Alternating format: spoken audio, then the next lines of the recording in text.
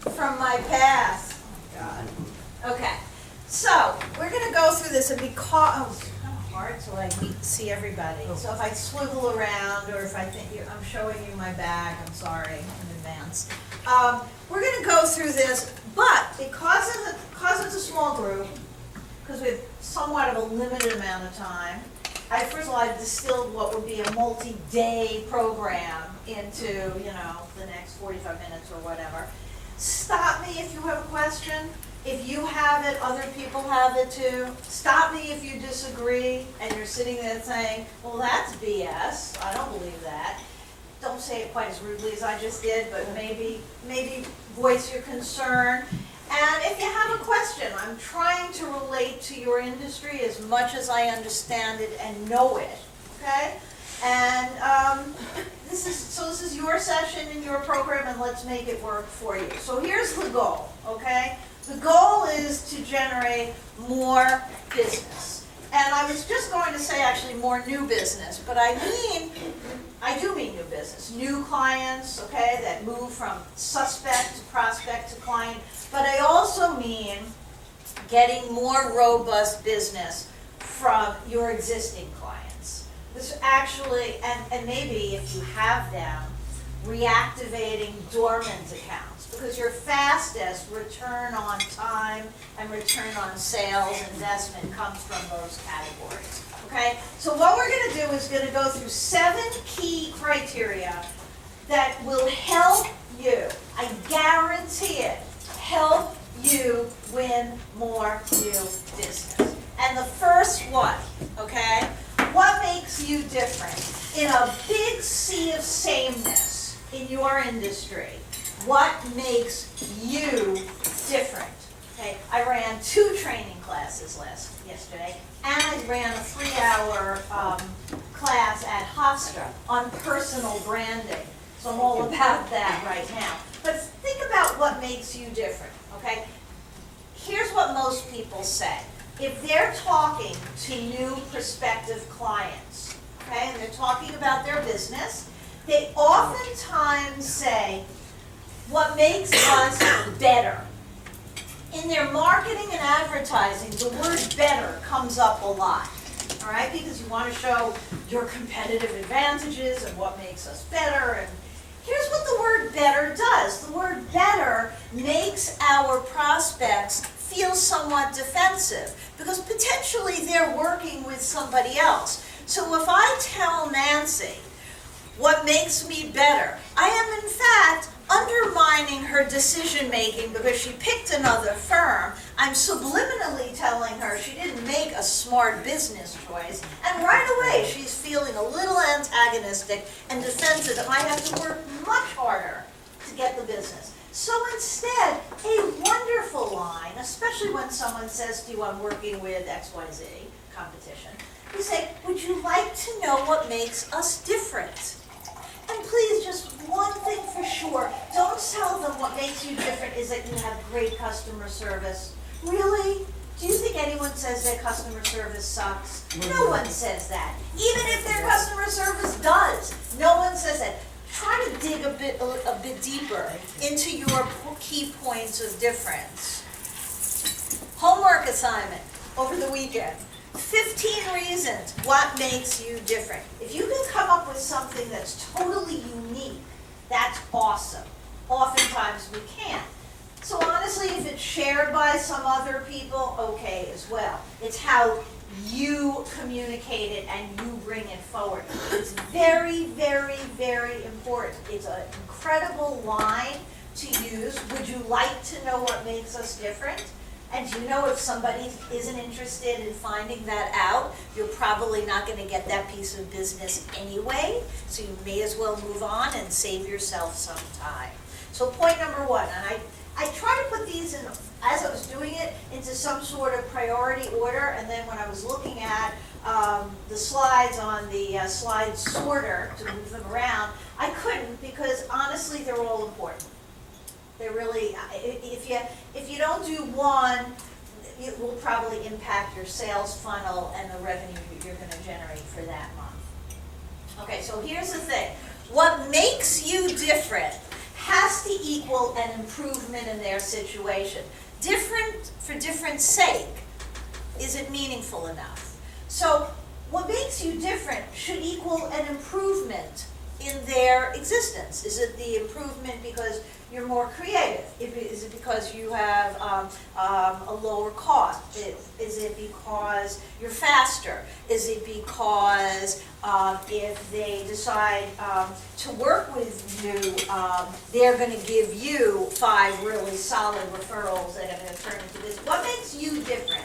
Okay? How is the relationship going to be bonded? And you have to say, would you like to know what makes us different and what that means to you is? So in any selling situation, you have to get your prospects to see the value of what you do, okay? They talk about it in terms of features and benefits. It's a really easy thing to do if you use transition statements. And the transition statements are providing you with, ensuring you of, therefore you'll be able to, and what that means to you is. So if you're telling someone all about your business and what you can do for them, and you don't transition it into the improvement, you're probably losing them just a little bit, and they're not really translating your difference into what it means for them, because in the end, again, everybody's most concerned with what does it mean to me. Okay, so that's point number 1, probably maybe one of the most important things, because when you're going to use that statement or those statements, it's going to be in sales letters, it's going to be in marketing, it's going to be in networking, it's going to be anywhere you're out there. You have a very competitive environment in which you work. You can go to an event, there'll be 5 people. Coupled with the competitiveness in your industry is the perception that I can go online to promotional products are us, just buy me in China and you won't have to spend as much money.com. And there's your competition also, okay? So you have to be able to withstand that and do it in a very powerful way. And the only powerful way you're going to do it is you're going to show somebody the improvement. Okay. Staying on the grid, number 2. So, here you are. Well, this is your industry breakfast. But I assume you go to networking things, you go to breakfast and lunches and dinners, you go to golf outings, you go to charity events, you go to lectures and presentations, you go to different places where you're continually meeting people. You have them in a database of sorts, you have them in a CRM, you have a bunch of cards stacked on your desk in the corner, kind of fallen over, you have them in an Excel spreadsheet, you have, I don't know, it doesn't really matter how you have them. The fact is, when you're meeting all those people and their prospective referral sources, their prospective clients, how do you stay in contact? How do you stay visible and measurable, okay, over an extended period of time? Because unless you meet someone, and right then and there at this networking event, they pull out a blank check, or you pull out, you open your computer and show them what they need, and the deal is done right then and there. How do they remember who you are, and especially referral sources, 1 month, 3 months, 6 months, 12 months after you meet them? If you don't have a way to stay visible, recognizable, credible in the eye of all of these people you're meeting, prospects, referral sources, networking contacts, dormant accounts, you might be wasting your time going. Because it's, unless someone is signing on the dotted line that day, that hour, you're not going to get your return on time. So how do you do it? So the 3 I's versus touching base and checking in. You can check in, you can call somebody and say, hey, I'm checking in, how you doing? You can touch base, you could do that. And then you're going to be just considered a pain in the butt. Because there's only so many times you can do that unless you're checking in with your best friend or a loved one. Because really we're all busy. And so if I get an email from you where you're just checking in, I'll open it the first time, and after that my assumption is that's really what you're doing. It's very self-serving. You have to add value to a relationship. Actually, every step of the way, even when you win them as a client. But you certainly have to add value to a relationship when it's in the prospect stage and when it's in the networking partner stage. So instead of touching base and checking in, I present to you the 3 I's: information, invitations, and introductions. So introductions, okay. If you're a people connector, if you proactively put people's hands together because they're very synergistic, because they both work with small businesses but they do different things, because they both work for not-for-profits, whatever it may be, you put them together because they can help each other with contacts, you're golden. Who's going to ignore a phone call or an email from someone who might be introducing them to their next most important person? Nobody. Nobody. Introductions are our lifeblood. So become known as someone who makes introductions proactively. Proactively is the key. Reactively is like barely functioning. You're on life support as a networker if you're waiting for someone to ask you if you know someone. Do you know a web developer? Oh, great. Okay. Yeah. I mean, how many you get asked, but not with the kind of volume and importance you can have if you proactively put people together. So that's, one of the 3 I's. You can put it into your day planner that each day you're going to sit down for a half hour, 10 minutes, 5 minutes, do it at a red light and say, who do I know that I can put together proactively today? I do 10 a day, okay, real early in the morning. That's when my database is floating around my head. By the end of the day, I don't know anyone's name.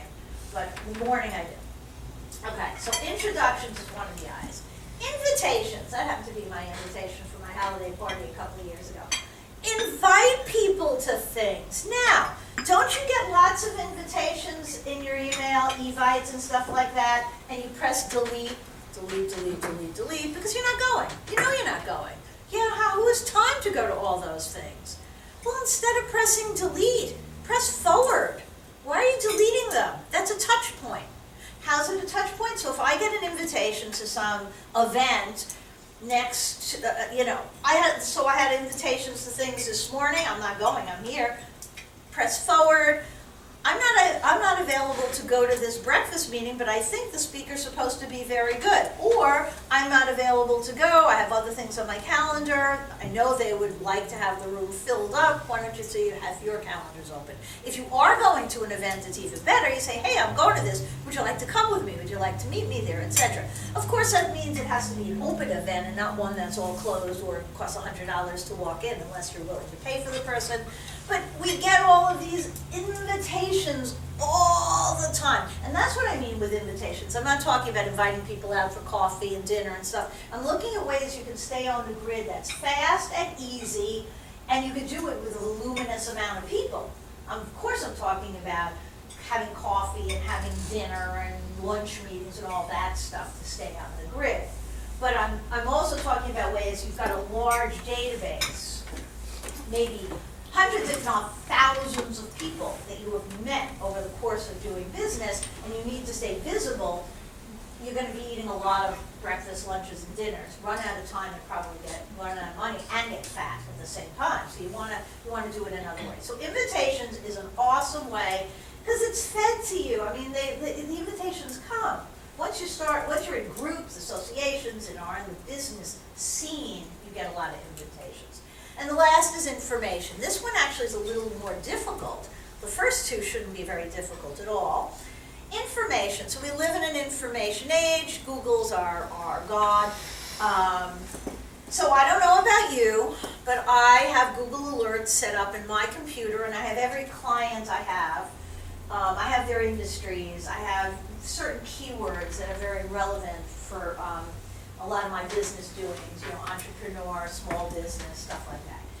And so every day Google sends me an email, and it tells me it gives me links to articles and websites and white papers and all this stuff where those keywords appeared or companies were mentioned. So I take the link and very nicely I forward it to whoever I think that would be very relevant for, okay? So I might say, Tom, I just happened to notice this article on and thought it might be interesting. I got a very fascinating article on search engine optimization and search engine marketing the other day. It appeared in the New Republic. Someone sent it to me. It's really on the click farms that are taking place offshore, where you pay a certain amount of money and you get 10,000 people to like you in a nanosecond, and what it's doing to the social media landscape. And it was a fascinating article. I sent it out to 375 people yesterday morning. I got about 200 replies back. That's pretty powerful touch point, right? Cost me nothing, except a few minutes just going into my database, pressing send. Really powerful. And because everyone's interested in all this stuff now. So that's what you do. Now, did I do it because I really care about educating everyone on search engine optimization? I barely know what it is. No, I don't care. I did it because I'm selfish and I want people to remember who I am if I spend time with them in the first place. But I want to add value. I don't want to just check in. They're not going to want to remember me if I do that. Another way of doing it, besides you have your own industry newsletters and business newsletters, I subscribe to tons of things. 3/4 of the time I don't open them, but I archive them, and at some point I pull them out, press forward. But every Saturday morning, my one thing I do use all the time is TED, T-E-D, TED Talks.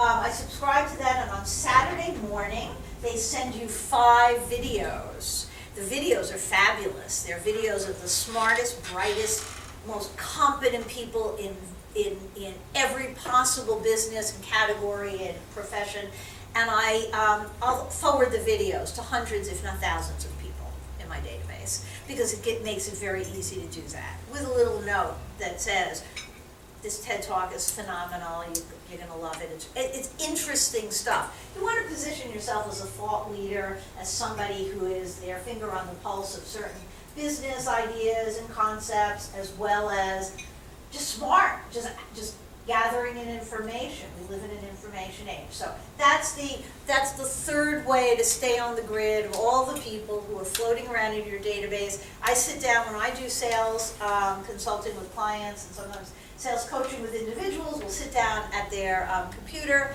and we'll look through their client list or prospecting list. And when was the last time you? And if they don't have if they have a CRM, I can see the last time they touched people. Okay, if you're using Infusionsoft or Salesforce or Insightly or Zoho or Maximizer or any of the 500 of them that exist out there, you can keep control of your touch point management very easily. But if you're not, it's more difficult. Okay, not impossible, but more difficult. But if I am working with someone who is using a CRM and I go into their CRM, I can see it. But if they're not, and I'll say, wow, when was the last time you talked to them? Oh, I don't know, or 3 years ago or something. Or I'm looking through their sales revenues and I see they're working with this huge company and they have like $1,000 worth of revenue for the year. It's like, oh, this company can give you a huge amount of money. You're leaving revenue on the table. When was the last time you went back in to try to maximize this client? Also, either no idea or no idea how to get back in. So these are 3 ways to really stay on the grid. It's really interesting how, if you do one of these, the prospects that are out there that you haven't been able to get to reply to you, they've gone silent. They've gone dark in your database. This is how to get them to respond without touching base and just boring them. Okay, so questions. Along with your homework of 15 reasons why you're busy, why you're different, you're too busy to do it. What are the questions you ask? Okay, I get sales calls a lot, and I go out on meetings that aren't really supposed to be sales meetings, but they somehow turn into sales meetings. They're supposed to be networking, but the person sitting across the table from me finds it incredibly important to try to sell me whatever they have. So I'm always interested in their sales presentation or their sales approach. And what's amazing to me is most of the people who don't sell very well do a lot of talking and don't ask questions. They talk so much, they don't even screen and qualify to find out if I'm even a good viable candidate for their business anyway. But they're hell-bent on telling me what they do and why it would be great and all the rest, only to find out at some point when I can interject, here's why I'm not a client for you. okay? So you have to be curious, you have to ask questions that enable people to give you the insights of what you need to know. Because if you ask the questions, they will tell you what they need, why they need it, when they need it, how much they'll pay for it, and everything else that you need to know to get business. And when I say close the business, I don't mean that right then and there you might close the business. That sales cycle might go on for weeks or months, okay? But you know enough to advance it to the next stage, okay? I have a client now that their prospecting database are companies that start at 1.5 billion and above. So they're dealing with huge global companies. They don't close a sale. Well, just on, they find someone on LinkedIn, make a phone call and close it right there on that call, okay? It's very complicated technology. And we still use, close the business just means close and get to it's the next action step, okay? I just make it easy for myself. So you ask the right questions, they're gonna tell you all this stuff. Oops, I thought I had a list of questions. Yesterday I did training at a consulting company, and I had this slide, well, something like this, like we actually had some questions in the next one, and we were talking about probing, and someone raised their hand. Remember I said raise your hand if you disagree, and they said they disagree, because when they ask questions, they find that they never get the response they want, and then they have nowhere to go, okay? So one of the questions that she was telling me in the group that she asked, and it's just a horrible, it's like the door closer. This is for existing clients. The company is Bayer, okay, huge. They're talking to, it's a healthcare consulting company, and she's talking, so, you have anything else coming up that we might be able to help you with? No. And then it's like, okay, I just fell deep into that hole. Now, I could crawl out, maybe, if I'm very fast and strong, with a very thick skin, but I'm all dirty and bloody because I fell in a bad hole, and try to keep that conversation going. And as I expressed then, and I'm expressing now, if you ask questions that are going to be close-ended and potentially shut the door, you should not use that question. That's why you prepare questions in advance. You need to ask questions that are how and why and when and what. My favorite question isn't a question at all, and I use it all the time. It's tell me about. Tell me about what you're doing too. Tell me how you're accomplishing this. Tell me about. Everyone likes to tell you about. They love to talk about their business. They love to talk about what they're doing. And tell me about, you can now close your mouth and listen. And if you ask that, they will tell you about it, and you are going to have a solution, because you're solutions providers. You're consultative. That's how you move forward, I assume, in your business. If you're not solutions providers and you're not consultative, then your prospects can go to please buy my promotional products in China and spendlessmoney.com website, because I don't need the consultative and the creativity and all the rest of that stuff. So tell me about enables the person to express things that now you are going to be able to show where your points of difference are. It's a great statement. Okay, obstacles. So I don't care how good a salesperson you are, no one has 100% close rate ever. And so you're going to hear, we don't need it, we have no budget, I'm not the right person to talk to, we're happy with whom we're currently using, I have nothing coming up, I don't like it, just send me a catalog, not now, maybe later, too busy. What else do you hear? Have a contract? Anything else you hear when you're trying to sell people? Those are pretty good. Okay. Yeah. I was going to say, I think you hit them all. Okay. Here's the story. They're the same for everybody. That company that sells to $1.5 billion prospects and this esoteric software platform that I really don't know what it does. I'm training them on something I don't know what the product does. It scares me, but it's been 3 months. Seems to be doing something right. The fact is, those are the same obstacles. Phrased a little different, but they're the same obstacles, okay? So how do you overcome those obstacles? This is really old-fashioned. It even predates me, which for, for a lot of places that I work, the oldest person in the room is 27, and so I start to get really shaky, because they don't know what it was like before Google.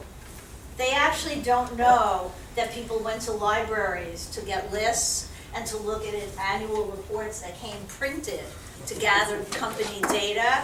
They don't remember what it was like to not have a phone where you can get the address. So, they really don't know. So I'm standing here trying to explain the dark ages to them. But this was around before me, and it still works. And the reason it works is it's very logical.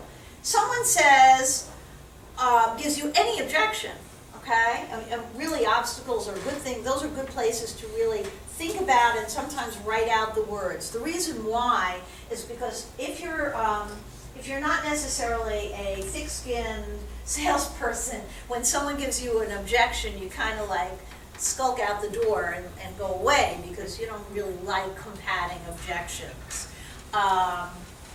Negativity is not where we like to live. So you say, hey, I know how you feel. I hear what you're saying. I get it. Okay? That's a great first step because most of the time, objections are a critical moment in any sales conversation. So if you screw up your critical moment, the door can close. So slow it down.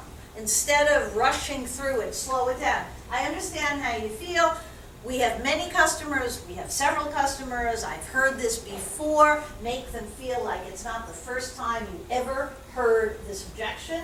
Chances are it isn't, okay? Unless someone comes up with something seriously you never heard.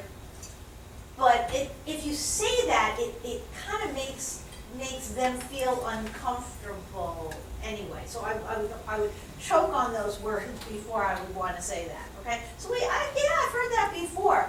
What they found is, see, objections are your point to resell why you are different. And remember, you're leading them to see different equals improvement equals yes, we're better, but you're not going to necessarily say the better. You're going to show them subliminally how they're better, how you're better. So I know what you're saying, I've heard this before. What my clients have found is, or what my clients tell me, that's an awesome place to brag. You don't want to say, we, I do this, aren't I wonderful? My clients tell me that I've been able to resell. That's a perfect spot to do it. Perfect spot. And if you do it with that sentence, it's even better. And then you control it with questions. That's where you take it back and you start the ball rolling again. The thing with objections is you have to slow it down so you can creak the door open again because they're trying to push it shut. That's the visual. Your visual is you want to creak it open. All right? That's how you do it. Very simply. I'm sorry, I have one question. Yay! I'm just fast. Back to say we have many customers that felt the same way. If it's a negative thing, and you say that, aren't you just kind of? I said you could say it's okay. Right, because like if I were a customer and I called up Shutterfly and I said, this happens, they say, yeah, all these people are saying the same thing. I would say to them, well, then fix it. Like so within that, just right, like that's like reinforcing your back, like. You know. Say yes, we have experienced that, however, or I've heard that before. It's not like something, remember, this is not something wrong. I don't have any budget. I don't have any budget isn't you're too expensive. I don't have any budget is, I can appreciate you saying that. Certainly I've heard that from many customers. What they found, however, is, and then you talk about the cost, benefit, how it can be cost effective, et cetera, et cetera.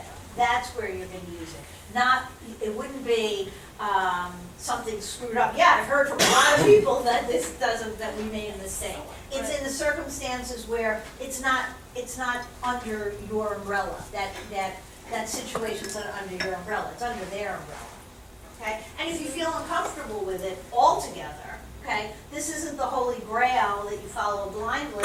It's, you might want to massage the words a little. Yes, I've heard spoken to many customers who, when we started to talk, they perceived that they really didn't have a budget that was, allocated for promotional products. What they found, however, is, and then you start to think about how you can manipulate your own marketing budget, allocate it appropriately, the staying power of promotional items, where the integration of marketing methods is better than one thing. All the things you probably know and say all the time. Okay? That's what I mean. But thank you for bringing that up. Okay, so networking. Strategic networking. Networking is like, it's just part and parcel of our business culture now. It really is, okay? You just hear about it, read about it, do it all the time. So how to make it work? The first is being proactive. The reason I believe that works is because I know there's that cliche, and it's also the Gotham networking mantra of givers get. Actually, I don't necessarily believe that 100% of the time. You could be a giver and not get either. We'll talk about how to get as well. But be proactive. You do know people. When people say, oh, I don't know anyone to introduce you to, it says to me, you just haven't thought. You just haven't thought, okay? You can make introductions and connections without being asked is the best way. When someone has to ask you for them, it's way less good. Circular, okay? Again, I referred to it before. Two people, they work in the same market, they do different things, they should know each other. You've got an IT consultant, you've got a business coach, they both work in small businesses. Those two guys or women should know each other, and then they can let them take it off and go off into the horizon and be married. They can help each other. And consistent. The reason and you must say this when you talk to people and tell them about the benefits of promotional products. You don't want a peak and valley type of business. You don't want to have great months and then months that are bad, and you were so busy this month you didn't have any time for business development or any networking because you were so busy. What that tells you is X number of months out, you are probably going to have a dip in your own revenue. So you need to maintain your sales funnel. There always has to be enough prospects in there that you're working, and networking will usually help you keep your sales funnel filled beside all the other marketing methods that you use. Okay? So networking has to be proactive, circular, and consistent for it to be as effective as it should be. If you don't do any of those, you might be wasting your time doing it. And the other thing consistent is, people go to things once and make a decision that, nothing's going to happen. Did you really explore that with as much depth as needed to make that decision? That's a question you should ask yourself too. Now, there's your sales funnel. You should know how many prospects you have in it. What's the percentage likelihood they're going to close, and within which time frame? If you don't know that, how do you know you're going to have enough money in third quarter to pay yourself? You have to know how hard you have to work. So, if you have a very slender, so yesterday, I have a client, PR agency, for the last 5.5 years, had his single largest client. He had other clients, but he had a single largest client. I started working with him months ago. I looked at his revenues and I went, you really need to make some changes here, because this account equates to too much of your revenue, too much of your business. And so we put some things in place because he had a lot of recognition, and we were very lucky because we filled his sales funnel, and actually in this 3 months, it's actually 4 months now, some new business fell through the funnel, and he's working on stuff. Because guess what happened last night? That account pulled their account. After 5.5 years, they decided they'd investigate some new blood and picked a new agency. 5.5 years, okay, which is a really good amount of time. He did a lot of great work for them. Happily, he had enough new business and so much in the sales funnel. My meeting after this, and what I told you, is to go through and see what is at 30%, not 30%, 70% or higher that it's going to close in 3 months or less, and put together a strategy to pull those through. to go out to them and do a very specific prospect pull-through program. That's why you have to know what's in there. You can't just let them float in there on their own. Then they may not sink fast enough, or they may not sink at all. You have to know what you're working on and know how you have to go back out to people like I'm doing now, because you've got all these prospects that have a 70% chance of closing. That's pretty good within 3 months, but I want them to close now. I want them to close within this month, because I want them to fill that hole. It's got a hole. Happily, this didn't happen before before he looked at that report. Okay, so and sometimes people say, I don't know, how do I know when it's gonna close? Well, ask, do an analysis. Sometimes you really just have to ask. You can't lose what you don't have, by the way. That whole thing about questions, you can't lose what you don't have, so you may as well ask. But sometimes it's like you should be looking at your sales funnel at least monthly. I look at it every other week, but you should look at it at least monthly. And once you look at it for a couple of months, you're going to start to see how accurate you are, or maybe how off target you are. And that'll help you with your own projections. It's your own sales projections is really what it is. Okay, start now. So I gave you some things you can start right away, all right? Outreach attempts each week. And the reason I have this slide is because I feel without an action plan, sometimes no actions happen. Because you go back to work and you've got 50 phone calls or 300 email, and you got the weekend coming up, and you got stuff going on. So who are you going to do your outreach to? And plus we're going to talk about how are you going to do your outreach. By the way, prospecting by email doesn't work at all. Give it up. Give it up. We all did it. We tried. Okay? It just doesn't work. If it works, I want you to please train me on how it worked for you. Okay? Because I've yet to see it work for me, and I've yet to see it work for any clients. You might get a nibble or two, but people think they're going to send out 500 emails, they're going to build their business. No. It's easy, it's fast, it's cheap. It doesn't work. But how are you going to outreach prospects in dormant accounts? I'm not saying you can't integrate email into it. I'm just saying to use that as a sum total of what you're doing.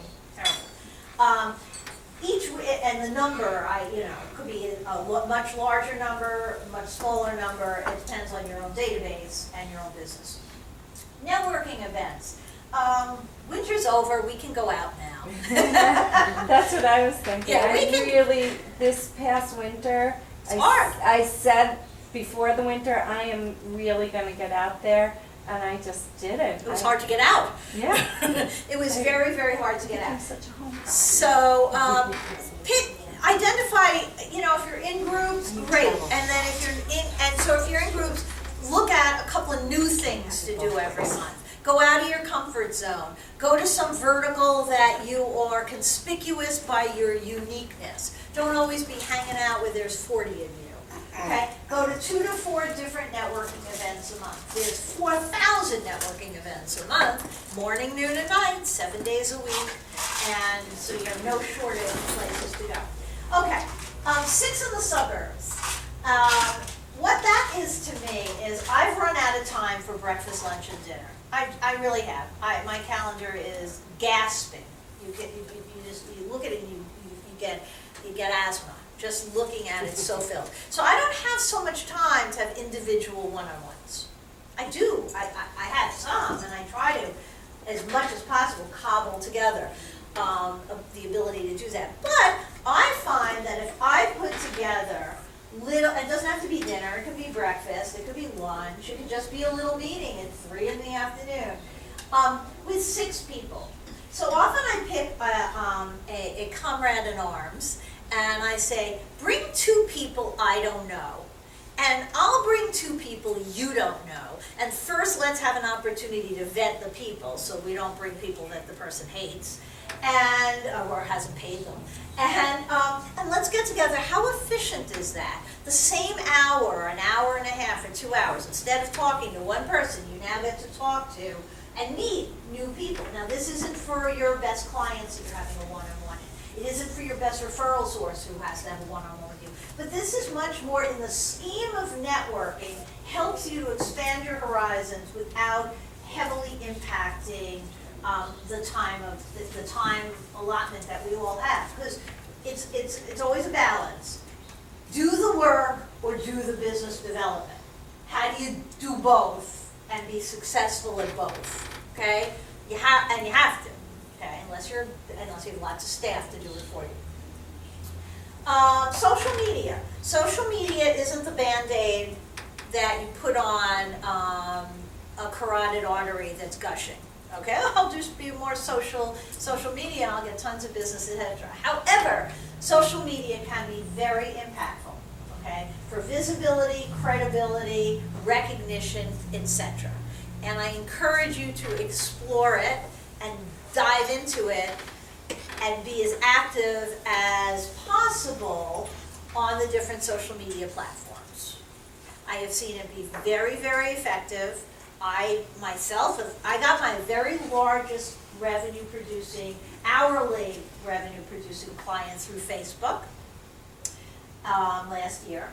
And there's tremendous potential. But use it as a business and be strategic on it. Not just, I'm going to the movies and kind of post it. PR and trade show involvement, I mean, this is your world, guys. I'm preaching to the choir here. But your own, it's great to go to some shows where you are the only person who does what the New York Contractors show at Javits, the show, the laundry equipment show. People buy promotional products, all those people. So be there, walk the show, and you're going to gather cards, and you're going to be visible in your little amount of time. That you could also invest and have a booth and stuff like that. Depends on your own budget and how you allocate your own marketing. But investigate it. There's 2 shows. May 21st, there's the HIA trade show. Big show. There'll be a lot of you there. But it's a big show. It's free. So, what's to lose? $10 if you don't register in advance. 4,000 attendees, 400 exhibitors. There's Marketing Event NY at Javits on the same day. The reason I know this is because I'm speaking at both of them. It's scary to me. One's in Suffolk, one's in Manhattan. I don't know how to get to both in the amount of time. I did investigate a helicopter. It's way expensive. That's for like Madonna and Jennifer Aniston, not for Adrian Miller. But I sort of need one. But there are those shows where there'll be a lot of you. Although I don't think at the Market Event NYC there'll be a lot of you. I think we had a lot of tech companies. I was there last year. It was it was the first year out. It's not New York Expo. It's the same company that runs it. Might be an interesting show for you to attend. But look at, I do think like the laundry manufacturer show might be really good. Use a newsletter. Everyone says, oh, there's so many newsletters. Newsletters aren't good anymore. That's not true. They really are great. They're really great. Newsletters, visibility, recognition, in your face, once a month, everyone in your database. You don't have to, you don't have to be searching for that touch point, okay? You just do it. Newsletter should be interesting. It should not be this thing that goes out that has 4 pens and 3 phone things and 5 card holders. Really? No one needs to see that. They'll go online to buyitincHina.com. They don't have to see that from you. Have your newsletter be interesting. You're sending it out to business owners. Why not have articles that business owners care about and read? If a newsletter is all about you, no one is going to read it more than once. What's your open rate? That will give you the example. Mine's 72%, okay? My newsletters have nothing to do with me, all right? I write for people in your industry who have very high open rates. Why? Because I write about 5 ways to get ready for your Christmas vacation. Why team building can work for you, etc. Things that business owners want to know about and hear about, not all about promotional products. Yeah, of course you can have product of the month or something newsworthy, noteworthy about your company, etc. But it's not the whole article, the whole newsletter. If it is, your open rate will be lower. And you can mix it up and you can test it. And the newsletter is great because it gives you stats. So you can see who clicks on what. Oh, the other thing is, it's not only who clicks on what, the next day or 2 days later, you can see who opened your newsletter, who forwarded your newsletter, and what I do is I follow up with those people. I send them another newsletter, because there's usually a lot of them, so I can't really send it. Once in a while, I'll go through and go, wow. And the PR company that I referenced before, who lost their big client, came to me through my newsletter. So, mine was not about PR, it was just about things that business owners want to know about. So, think about it. You don't have to create content, but don't use canned content. Don't use the content you buy online that everybody uses. Don't you get a lot of emails every month from financial advisors that's the exact same email? Literally the same email, because they're a very compliant industry. They buy their newsletter content from the same people who have been approved. It's the same newsletter. I get about 30 of them on the same day from 30 different people. It's not really very positive. There's me. I'll go back here. Questions. I did this really quickly. This is like a really long, long day's training, but we did it in 45 minutes. Anybody have any questions, objections, thoughts? A thought about, telling somebody, a lot of people said that, it was very good comments and point. Just a question, you said email, like reaching out through email, you feel is out, not working. I recently reached out to someone gave me their name, and I used their name in the email, and they said, oh, okay, well, we have an event coming up, and I'm going to refer you to Pam in our company to work on that. I didn't say reaching out by email doesn't work. I said prospecting cold in a mass way by email doesn't work. What you got was a cyber introduction, Right. and that works fabulously. Plus, if you're looking to get referrals from clients or from networking contacts, and you want to really get referrals that work, because can you give me some referrals? Or we've been doing good work for you. Do you know anyone else who could use our products? And they go, oh yes, I'd be happy to refer you. That is so loose. When is that going to happen?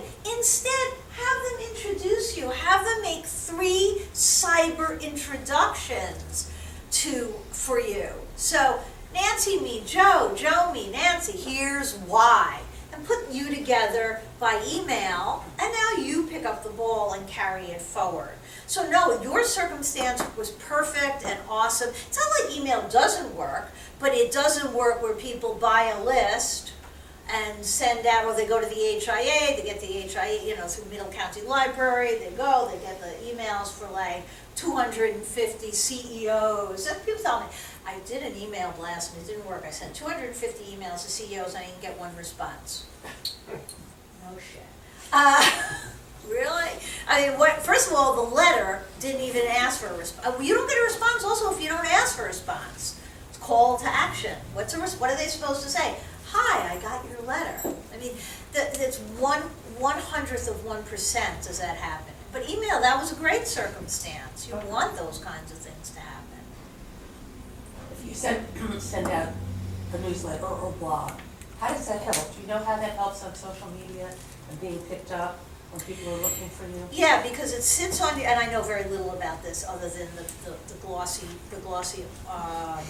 big word. Not, I can't give you statistics other than what they say is your newsletter, your website has to have refresh content all the time. Mm-hmm. And by having a blog and a newsletter, you're continually refreshing your website. Plus, you tag certain things in that content, which in fact will then draw people to your newsletter and blog.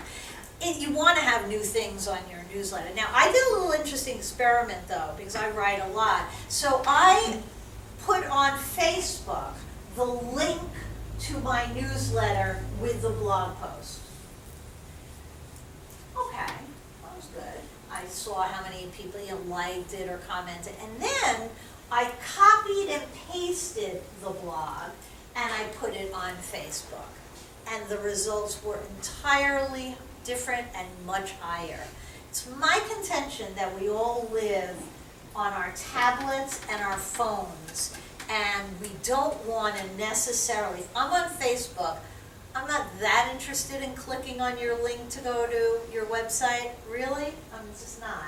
I'm on Facebook, or I'm on Twitter, or LinkedIn, well, Twitter you can't do, that has to be, or LinkedIn. I don't want to, I want to stay on the platform I'm at. I don't want to go somewhere else. We do a lot nowadays, hence what Google did, right? They changed everything up. Your website has to be mobile viewable. If it's not, you're like a goner. So that's because nobody uses their computer anymore, their laptop, their desktop. We're all existing on a tablet and on a phone. So that's it. Having new content helps refresh your website. And even if you didn't have the blog or newsletter on your website, you can take the link or the content that appeared in each of these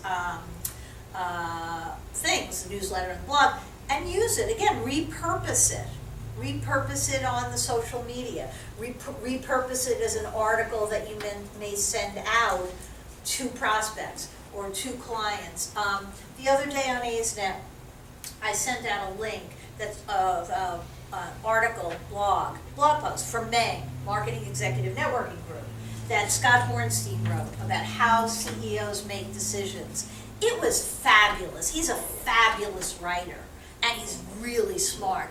I took that, I sent it out to a whole bunch of people, including a couple of my clients, who I thought maybe he could get some work to do some of his voice of customer research. And so it gets repurposed, and you hope you have networking contacts like me that will repurpose your content if it's good, okay? So that's why you do it, but it does help your website. Video helps your website like crazy. Really, that's supposedly like, better than anything. So I'm starting to experiment with what I can do with my phone. I take a little video of me talking and stuff like that.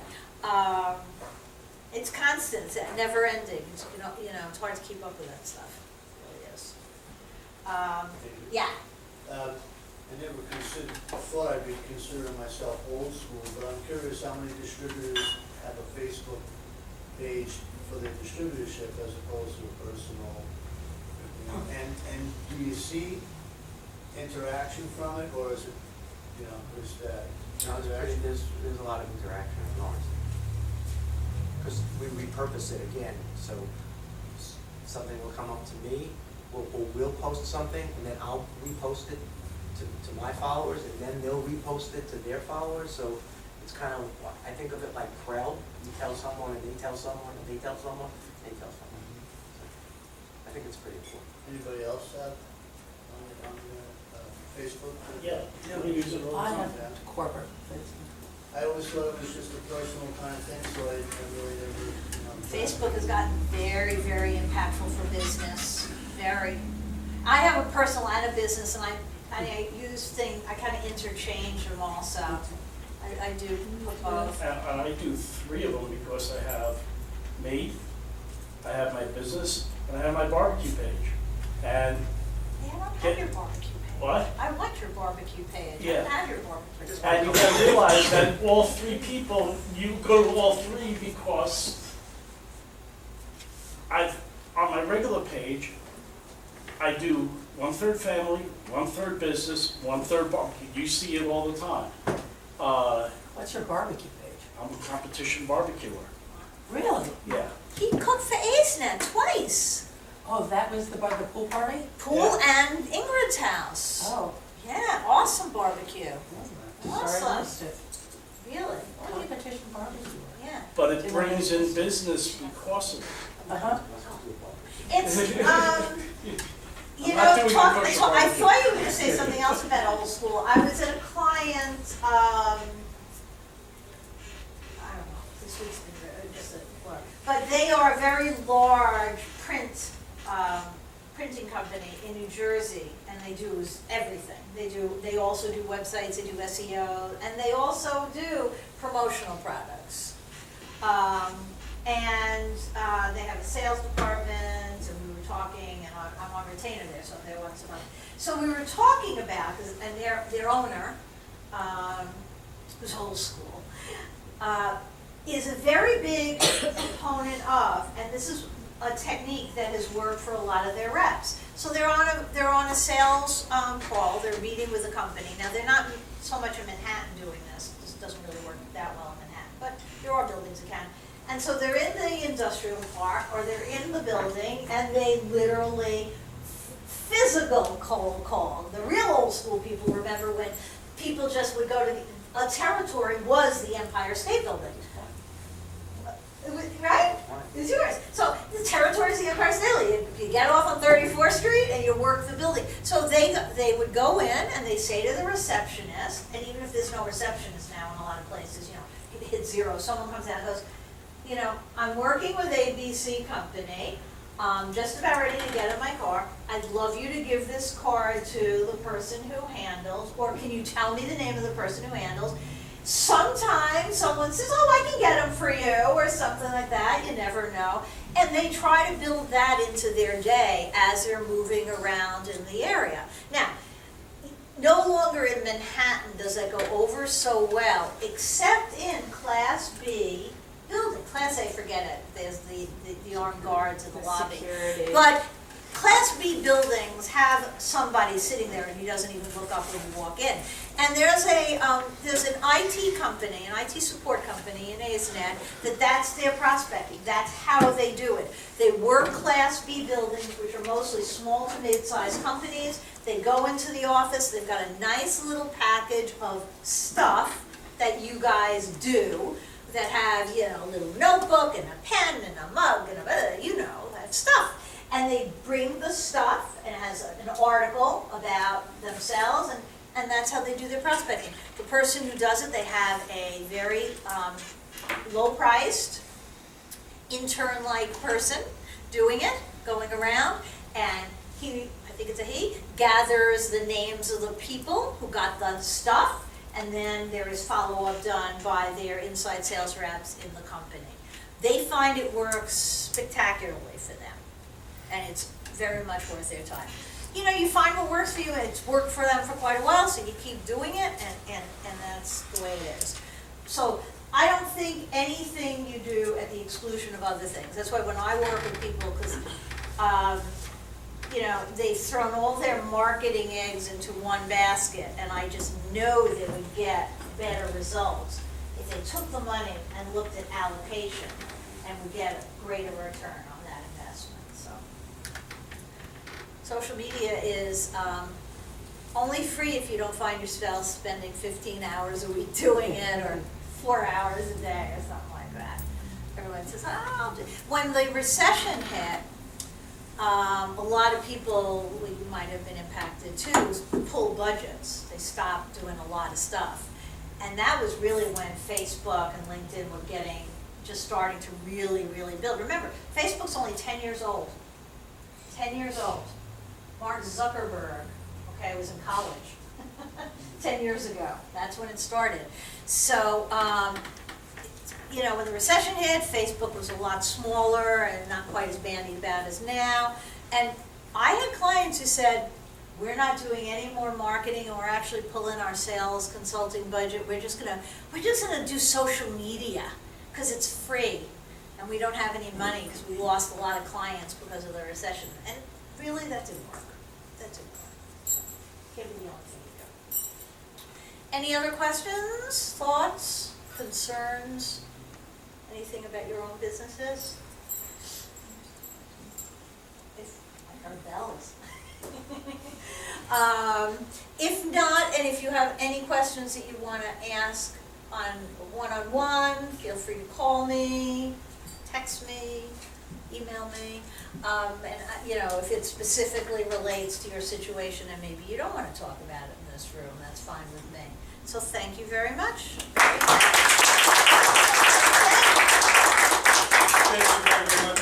Thank you.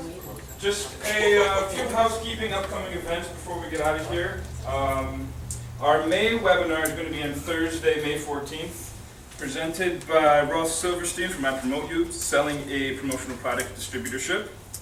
We have 2 factory tours in May as well. May 19th, Prime Resources, and Friday, May 22nd, Chocolate Inn. I'll definitely be going to that one. And the summer show, Wednesday, June 3rd, Metropolitan Pavilion NYC, 60 suppliers, 60 plus suppliers, 90 plus tables. Registration is open now, so be there, be square. And thank you very much for everybody coming. Another round of applause for Adrian. Thank you very, very much. Drive safe. Thank you. We wanted, the organization.